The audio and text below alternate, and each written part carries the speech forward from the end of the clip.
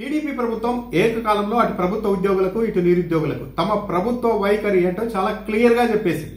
అంటే ఒక విధంగా చెప్పాలంటే ఉద్యోగులతో నిరుద్యోగులతో తెలుగుదేశం పార్టీ ప్రభుత్వం కయ్యానికి కాలు దువ్విందనే చెప్పాలి. 16 నెలలుగా ఉద్యోగ సంఘాల నాయకులకి చంద్రబాబు నాయుడు గారు అపాయింట్మెంట్ లేదు. పలు వేదికల మీద ఉద్యోగ సంఘాల నాయకులు దీని మీద ఆగ్రహం వ్యక్తం చేస్తూ వచ్చారు.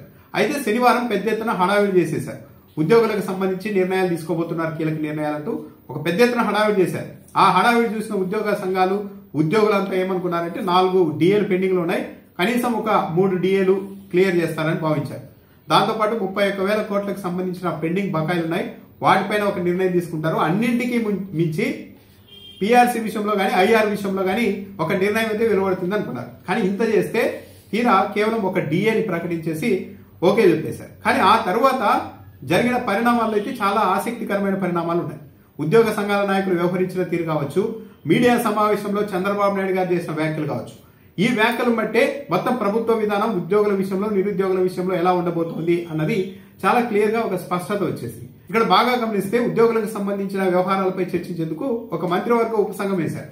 అందులో పయ్యావుల కేశవ్ తెలుగుదేశం పార్టీ, సత్యకుమార్ యాదవ్ బీజేపీ, నాదెండ్ల మనోహర్ జనసేన, ఇలా 3 పార్టీల్లోనూ మంత్రులు ఉండేలాగా జాగ్రత్త పడ్డారు. ఎందుకంటే ఉద్యోగుల విషయంలో ఫేవర్ గా నిర్ణయాలు ఉండవు కాబట్టి ఒకవేళ వ్యతిరేకత వస్తే అది తెలుగుదేశం పార్టీ మీద మాత్రమే ప్రభావం చూపకూడదు, కూటమిలోని 3 పార్టీల మీద కూడా అదే ప్రభావం చూపాలి, 3 పార్టీలకు వస్తే బ్యాడ్ నేమ్ రావాలి అన్నట్టుగా 3 మంత్రులతో వేశారు.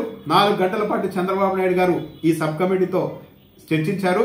ఆ తర్వాత ఉద్యోగ సంఘాల నాయకులు కూడా పిలిపించారు. ఉద్యోగ సంఘాల నాయకులు చంద్రబాబు నాయుడు దగ్గర కొన్ని వ్యాఖ్యలు చేశారని ఈనాడు ఆంధ్రజ్యోతి పత్రికలు ప్రచురించాయి. కానీ ఆ నాయకులు ఎవరు అన్నది మాత్రం ఆ పత్రికలు ప్రచురించలేదు.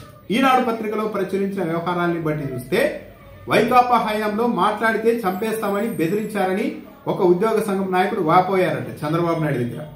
కూటమి ప్రభుత్వం 16 నెలల్లోనే ఉద్యోగుల గురించి ఆలోచిస్తోందని ఇంకో నేత తెలిపారట. గత అనుభవాల దృష్ట్యా ఈ ప్రభుత్వమే కొనసాగేలా చూస్తామని ఓ కీలక నేత సీఎం కు తెలిపారు. ఇక్కడ గమనించాల్సింది ఏంటంటే ఈ ఉద్యోగ సంఘాల నాయకులు నిజంగా అన్నారో, వాళ్ళ పేర్లు రాలేదు కాబట్టి సరే ఎవరైనా అన్నారే అనుకుందాం. ఈ ఉద్యోగ సంఘాల నాయకులు ఈ మాటలు చంద్రబాబు నాయుడు గారిని పొగుడుతూ గత ప్రభుత్వాన్ని విమర్శిస్తూ ఈ మాటలు చంద్రబాబు నాయుడు గారు డిఏ మీద ప్రకటన చేయడానికి ముందు అన్నారా తర్వాత అన్నారన్నది కీలక పాయింట్.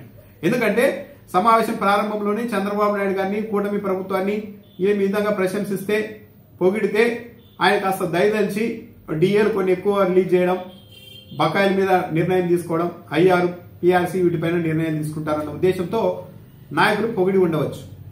అక్కడి వరకు ఓకే. కానీ ఒకవేళ ఒక డిఏ మాత్రమే ఇవ్వబోతున్నాం అని చెప్పిన తర్వాత కూడా ఈ ఉద్యోగ సంఘాల నాయకులు ఈ స్థాయిలో ప్రభుత్వానికి భజన చేసి ఉంటే ఇక ఉద్యోగులు ఆలోచించుకోవాలి, ఉద్యోగులే ఆరా తీయాలి. ఇంత స్థాయిలో భజన చేసిన ఆ 4-3 ఉద్యోగ సంఘాల నాయకులు ఎవరు అన్నది ఉద్యోగులే ఆలోచించుకోవాల్సిన అవసరం ఉంటుంది. చంద్రబాబు నాయుడు గారు ఒక విషయంలో చాలా దిట్ట. ఏదైనా కానీ ఒక సమస్య వచ్చినప్పుడు తాత్కాలికంగా దాని నుండి బయటపడేందుకు తాత్కాలిక ఎత్తుగడలు వేయడంలో చంద్రబాబు నాయుడు గారిని మించిన ఒకరు లేదు. ఆయన చాలా దిట్ట. ఇటీవల రైతులంతా రోడ్డు ఎక్కారు యూరియా లేదని. ఆ సమయంలో చంద్రబాబు నాయుడు గారు వెంటనే ఏం చేశారు, మొత్తం యూరియా వాడకం వల్ల క్యాన్సర్ వస్తుంది అంటూ బాగా ప్రచారం చేశారు. దీనివల్ల ఏంటి ఉద్దేశం, రైతులు రోడ్డు ఎక్కారు, యూరియా లేదు, యూరియా కూడా సప్లై చేయలేని ప్రభుత్వం అని మనకు చెడ్డ పేరు వస్తుంది, అదే యూరియా వల్ల క్యాన్సర్ వస్తుంది అందుకే నియంత్రిస్తున్నాం అన్నట్టుగా ఒక సిగ్నల్ పంపితే రైతులకు మిగిలిన ప్రజానీకంలో సానుభూతి రాదు, ప్రభుత్వం మీద అనుకున్నంత వ్యతిరేకత కూడా రాదు అన్నట్టుగా పదే పదే క్యాన్సర్ క్యాన్సర్ అంటూ మాట్లాడారు.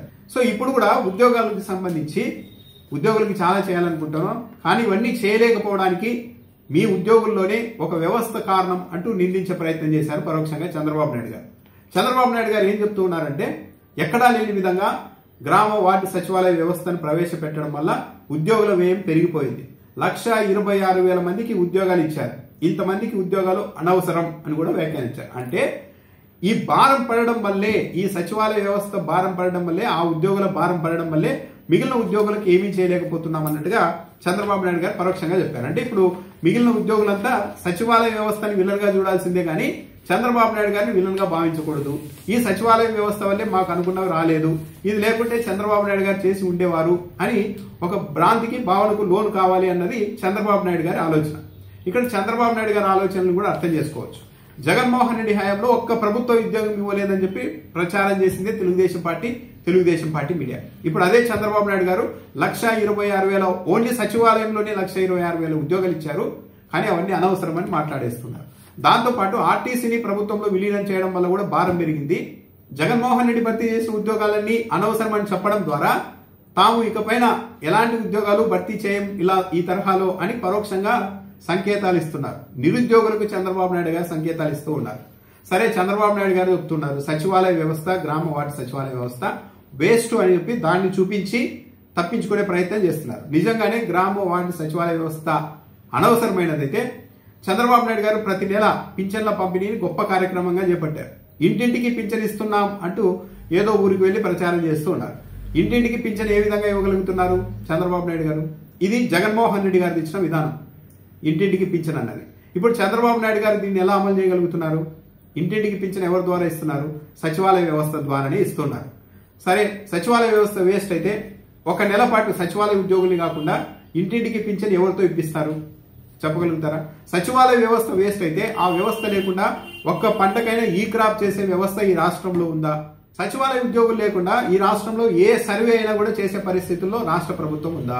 సరే, సచివాలయ వ్యవస్థ వేస్ట్ అంటున్నారు కదా, ఆ వ్యవస్థను పక్కన పెట్టి మళ్ళీ మండల చిన్న పనికి కూడా రైతులు కావచ్చు, సామాన్య ప్రజలు కావచ్చు, గ్రామీణ ప్రజలు కావచ్చు, చిన్న పనికి కూడా మండల కేంద్రానికో జిల్లా కేంద్రానికో వెళ్లేలాగా పరిస్థితి సృష్టించి అప్పుడు సచివాలయ వ్యవస్థ వేస్టే కదా, జిల్లా కేంద్రాలకు మండల కేంద్రాలకు వెళ్తుంటేనే మీకు బాగా ఉంది కదా అని ప్రజల దగ్గరికి వెళ్లి అడిగి ఆరా తీసి రిపోర్ట్ తీసుకోగలుగుతారా?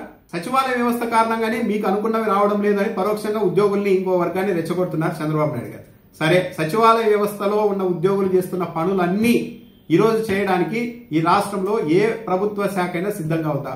ఆయా శాఖల్లోని ఉద్యోగులు సిద్ధంగా ఉన్నారా? సచివాలయ వ్యవస్థ చెప్పాలంటే చాలా భారాన్ని మోస్తోంది.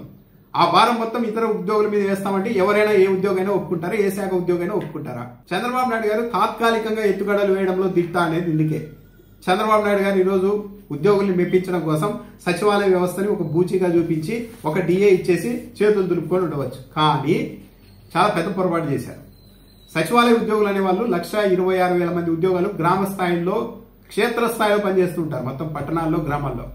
వీళ్ళ ఆత్మగౌరవం మీద ఒక విధంగా దాడి చేశారు. వీళ్ళు అనవసరం అని చెప్పడం ద్వారా వాళ్ళ ఉనికినే ప్రశ్నించేశారు.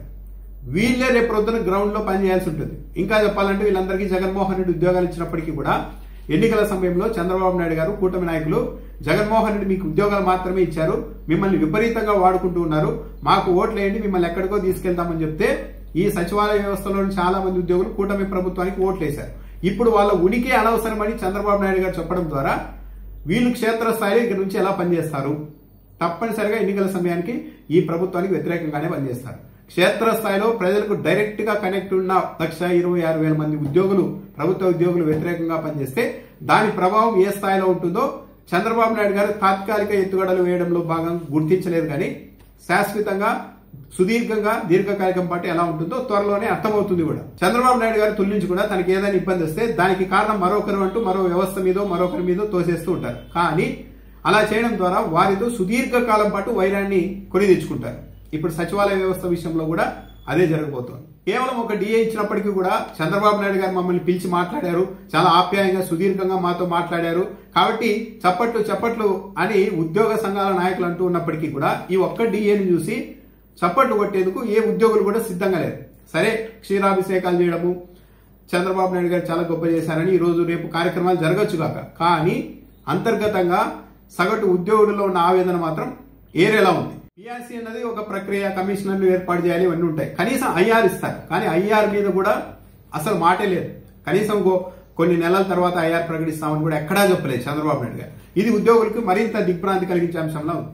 పైగా సొంత ఆదాయంలో 99.5% ప్రభుత్వ నిర్వహణకే ఖర్చు అవుతోందని చంద్రబాబు నాయుడు గారు చెప్తున్నారు. అంటే పరోక్షంగా వస్తున్న ఆదాయం మొత్తం ఉద్యోగుల జీతపత్యాలకే వెళ్తోంది అన్న అభిప్రాయం కలిగించేందుకు కూడా ప్రయత్నించారు చంద్రబాబు నాయుడు. డిపిటి పేరుతో ఏపీలో మూలధన వ్యయం అన్నది తగ్గిపోతూ వస్తోంది అని కూడా చంద్రబాబు నాయుడు గారు ఆలోచన చేశారు. గత ప్రభుత్వంలో ఏకంగా తాగుడు మీద వచ్చే ఆదాయాన్ని కూడా తాకట్టు పెట్టేశారు అని చెప్పారు. అంటే ఇక్కడ గమనించాల్సింది ఏంటంటే జగన్మోహన్ రెడ్డి విషయంలో ఆరోపణలు చేస్తున్నవారు, మరి చంద్రబాబు నాయుడు గారు ఏకంగా 9,000 కోట్ల రూపాయల అప్పు కోసం 1,91,000 రూపాయల విలువైన గనుల్ని ఎలా తాకట్టు పెట్టారు? ఆర్బీఐ దగ్గర ఉన్న ఏపీ ప్రభుత్వ ఖాతాని ఏకంగా ప్రైవేట్ వ్యక్తులకు ఎలా దానదత్తం చేశారు? డైరెక్ట్ గా మీరు అక్కడి నుండి డబ్బులు తీసుకోవచ్చు, మాకు చెప్పాల్సిన అవసరం లేదని కూడా ఎలా చెప్పారు? పైగా జగన్మోహన్ రెడ్డి చెప్పింది ఏంటి? రాష్ట్ర ఆర్థిక పరిస్థితి ఇంతలో ఉంది కాబట్టి ఇంతకు మించి హామీలు ఇవ్వడం సాధ్యం కాదని ఎన్నికల సమయంలో జగన్మోహన్ రెడ్డి సొంత పార్టీ నుంచి వ్యతిరేకత వచ్చినా ఒత్తిడి వచ్చినా కూడా నిలబడ్డారు. ఆ సమయంలో చంద్రబాబు నాయుడు గారు ఏమన్నారు? జగన్మోహన్ రెడ్డి కాడి పడేశారు, నాకు ఓట్లేయండి, నాకు అనుభవంతో అన్ని చేసేస్తా అని చెప్పి ఉద్యోగుల నుంచి సామాన్యుల వరకు అనేక హామీలు ఇచ్చి వచ్చారు. అది కూడా ఏ వాతావరణంలో ఆ హామీలు ఇచ్చారు?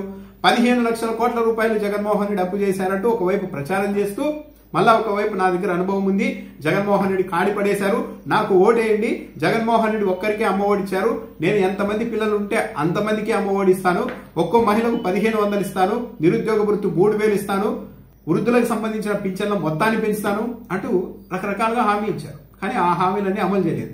కానీ 15 లక్షల కోట్ల రూపాయలు అప్పని చెప్పారు. ఈ రోజు అధికారంలోకి వచ్చిన తర్వాత స్వయంగా అసెంబ్లీ వేదికగా ఆర్థిక మంత్రి పయ్యావుల కేశవ్ గారే చెప్తున్నది ఏంటి? అప్పు అన్నది 6.5 లక్షల కోట్లు కూడా లేదని చెప్తున్నారు. సరే, ఒకవేళ పొరపాటున 15 లక్షల కోట్ల రూపాయలు జగన్మోహన్ రెడ్డి అప్పు చేశారు అని అనుకొని వీళ్ళంతా ప్రచారం చేశారు అని అనుకుందామంటే, మరి అలాంటప్పుడు అప్పు 15 లక్షల కోట్లు కాదు, అందులో సగం కూడా లేదని తెలిసిన తర్వాత తెలుగుదేశం పార్టీ ప్రభుత్వం మరింత సంతోషంగా ఉత్సాహంగా ఇచ్చిన హామీల్ని అమలు చేసేందుకు ముందుకు రావాలి కదా. ఎందుకు రావడం లేదు? జాబ్ క్యాలెండర్ ఇస్తామని చెప్పారు, ప్రతి ఏటా జాబ్ క్యాలెండర్ ఇస్తామని ఎన్నికల మేనిఫెస్టోలో చెప్పారు. ఇప్పుడు జగన్మోహన్ రెడ్డి ప్రభుత్వ ఉద్యోగాలు ఇవ్వడమే వేస్ట్, ఆర్టీసీని విలీనం చేయడం కూడా వేస్ట్, భారం అయిపోయింది అని చంద్రబాబు నాయుడు గారు మాట్లాడుతూ ఉన్నారు. అంటే తమ ఆలోచన ప్రభుత్వ ఉద్యోగాల భర్తీకి వ్యతిరేకం అని చాలా క్లియర్ గానే ఒప్పుకుంటున్నారు. మొత్తం మీద ఒక డిఏ ఇచ్చినప్పటికీ ఇదే అద్భుతం, చాలా ఆనందంగా ఉన్నారు ఉద్యోగులంతా అంటూ తన మీడియా బలం ద్వారా ప్రచారం చేయించుకోవచ్చు. కొందరు ఉద్యోగ సంఘాల నాయకులు కూడా చాలా హ్యాపీగా ఉన్నామని చెప్పుకోవచ్చు. దీన్నంతా ఓవర్కమ్ చేయొచ్చు. కానీ సగటు ఉద్యోగుల్లో లోన రగులుతున్న బాధ మాత్రం అది ఏదో ఒక రోజు బయటకు వస్తుంది. మరీ ముఖ్యంగా సచివాలయ వ్యవస్థతో చంద్రబాబు నాయుడు గారు పెద్ద ఇబ్బంది పెట్టుకున్నారు. వాళ్ళు శాశ్వత ఉద్యోగులు, పర్మనెంట్ ఉద్యోగులు, తీసి పక్కన పడేసేందుకు కూడా అవకాశం ఉండదు. అలాంటి వాళ్ళ ఉనికినే ప్రశ్నించడం ద్వారా, వాళ్ళ ఆత్మగౌరవాన్ని ప్రశ్నార్థకం చేయడం ద్వారా, ముఖ్యమంత్రి అలాంటి వ్యాఖ్యలు చేయడం ద్వారా ఇప్పుడు ఆ వ్యవస్థ సుదీర్ఘకాలం పాటు ఇక తెలుగుదేశం పార్టీకి వ్యతిరేకంగానే పనిచేసేందుకు చంద్రబాబు నాయుడు గారే స్వయంగా బీజం వేశారు.